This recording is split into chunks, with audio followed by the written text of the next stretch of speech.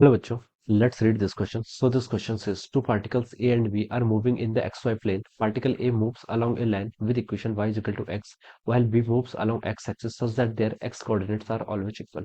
If B moves with a uniform speed 3 metre per second, then speed of A आपको यहाँ पर क्या करनी है, कैलकुलेट करके बतानी है. ऑलराइट, तो चलिए बच्चों इस क्वेश्चन को अब हम स्टार्ट करते हैं. तो देखिए बच्चों इस क्वेश्चन का की कॉन्सेप्ट आप लिख सकते हैं. The key concept of this question, इस क्वेश्चन का की कॉन्सेप्ट देखिए. इस क्वेश्चन में देखिए हमें क्या बताना है, आपको स्पीड ऑफ ए की स्पीड बतानी है. ओके, और ये क्या कर रहे हैं, देखिए आपकी दो लाइंस के क्या दे रखे हैं, आपको मोशन दे रखे हैं. ओके, तो इस क्वेश्चन का की कॉन्सेप्ट देखिए मोशन लिख लीजिए. ओके, मोशन लिख लीजिए. ओके, हम देखिए इस क्वेश्चन को with the help of the graph क्या करेंगे, शो करेंगे, क्योंकि हमें यहाँ पर इक्वेशन दे रखी है. ओके, तो हम इस क्वेश्चन का की कॉन्सेप्ट क्या लिख सकते हैं, motion, motion of both the particles. Okay, अब देखिए बच्चों इसको हम कैसे रिलेट करेंगे. यहाँ पर देखिए आपका, ये आपका देखिए this is our x axis, this is our y axis. Okay, और क्वेश्चन बोला है कि two particles A and B are moving in the x y plane.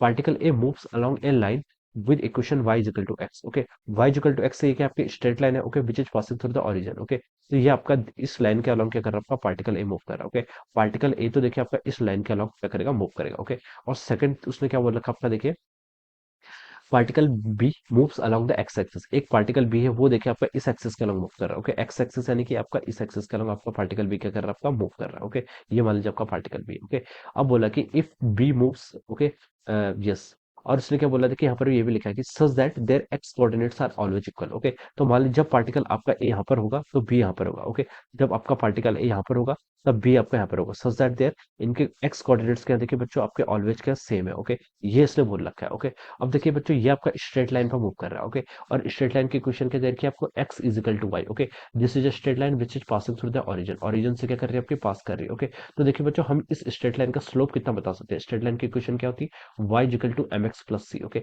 और यहाँ पर आपको y is equal to x given कर रखा है. इंटरसेप्ट देखिए कितना है, जीरो है, और स्लोप कितना 1.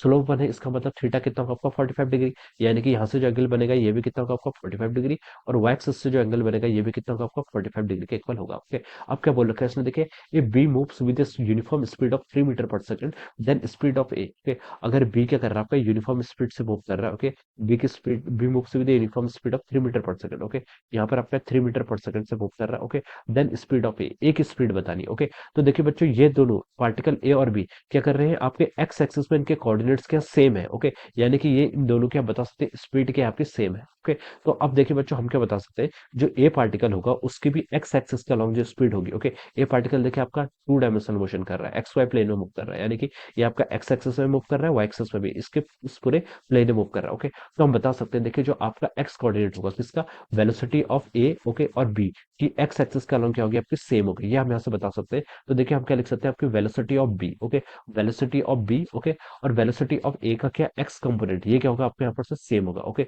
ये हम यहाँ पर से बता सकते हैं. ऑलराइट, तो देखिए अब हम क्या कर लेते हैं, वी का एक का एक्स के अलोंग आपकी वेलोसिटी देखिए कितनी होगी, वी ए का कॉस थीटा होगी. ओके, मान लीजिए वेलोसिटी, इसकी वेलोसिटी वी ए है. ओके, एक्स एक्सिस के अलोंग इसकी स्पीड कितनी होगी, वी ए कॉस 45 की इक्वल होगी. ओके, तो हम लिख सकते हैं वी बी किसके इक्वल हो जाएगा, V B along x axis. V B की एक्स एक्सिस के अलोंग है, या फिर सिंपली वी बी भी लिख लीजिए. ये किसके इक्वल होगा, आपका वी ए का कितना, कॉस 45. ओके, ये हम यहाँ पर से ऐसे बता सकते हैं. अब देखिए बच्चों वी बी कितना है आपका 3 मीटर पर सेकंड दे रखा है, ये आपका 3 मीटर पर सेकंड दे रखा है. It is equal to V A. V A देखिए कितना आपका, वी ए हमें यहाँ पर फाइंड आउट करना है. ओके, और cos 45 की वैल्यू कितनी हो जाएगी, 1/√2. तो आप लिख सकते हैं आपका वी ए कितना हो जाएगा, देखिए बच्चों से आपका 3√2 मीटर पर सेकंड आ जाएगा. ओके, तो ये क्या हो जाएगा इसका, दिस विल बी द, ये आपकी वेलोसिटी हो जाएगी. यहाँ पर से आप इसका मैग्नीट्यूड निकाल सकते हैं. ओके, ये कितना हो जाएगा आपका 3√2. ओके, सेम स्ट्रेट लाइन की तरफ मूव कर रहे हैं, इक्वल डिस्प्लेसमेंट है, एक्स वाई के कोऑर्डिनेट्स है, में तो हम वेलोसिटी और स्पीड क्या बोल देंगे, यहाँ पर सेम ही चीज है. ओके, तो देखिए आप बता सकते हैं वेलोसिटी या फिर स्पीड ऑफ ए कितनी हो जाएगी आपकी, 3√2 मीटर पर सेकंड हो जाएगी. Okay,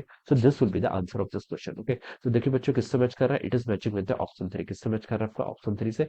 so we can say that option 3 will be the correct answer of this question. Option 3 क्या हो जाएगा इस क्वेश्चन के करस्पॉन्डिंग आपका correct answer. So I hope you all understood this concept. All the best and thank you.